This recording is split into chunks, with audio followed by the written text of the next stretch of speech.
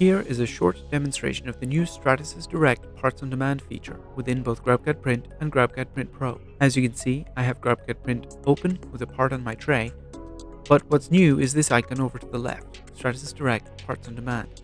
We can log in to Stratasys Direct here and see what materials and options are available.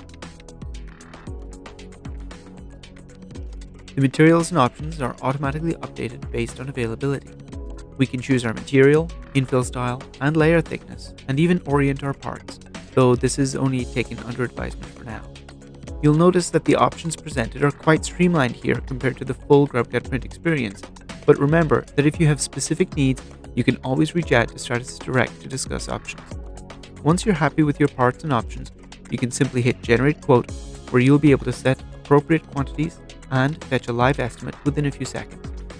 Assuming you're happy with that, now it's just a matter of entering in your shipping address to fetch the full quote, including shipping and tax estimates, before heading to checkout.